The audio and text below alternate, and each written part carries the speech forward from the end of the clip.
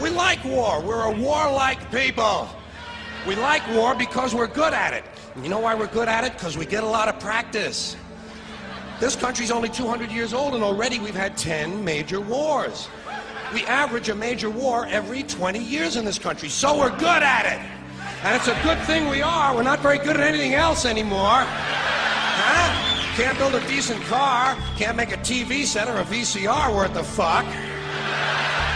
Got no steel industry left, can't educate our young people, can't get health care to our old people, but we can bomb the shit out of your country, all right?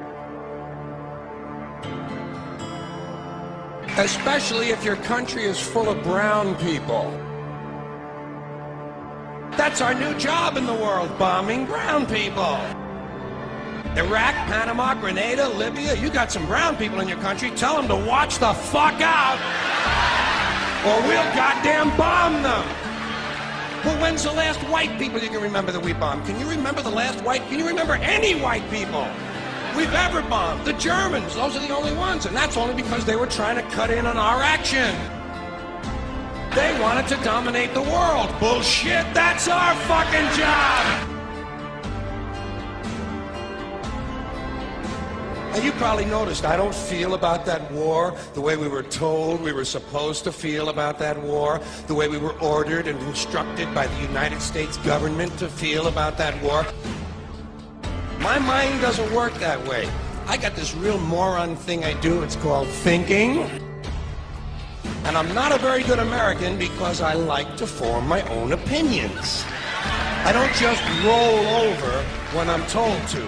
Sad to say, most Americans just roll over on command. Not me.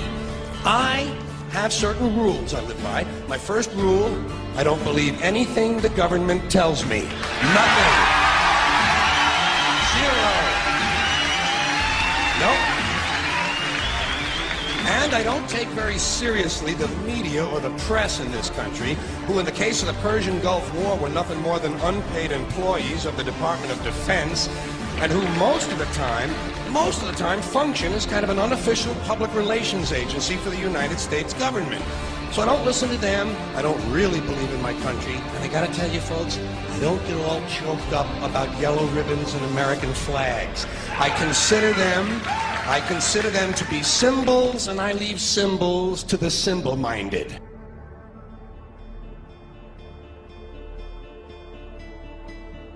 I'm talking about the fact that a war is rich old men protecting their property by sending middle class and lower class young men off to die. Forget these foolish elections. The owners of this country don't care about the poor in general. The owners of this country? What are we going? Is this Karl Marx talking to me? The owners of this country are the voters of this country. You're wrong about that, my friend. Aren't the owners of this country the voters in this country who no, elected George they're Bush? not. Listen, politics, these elections are a charade. It is a charade. Oh, okay. It is, they are meant to, well, I'll tell you, listen, just listen for a minute. Learn a little something. The elections and politicians are in place in order to give Americans the illusion that they have freedom of choice. You don't really have choice in this country.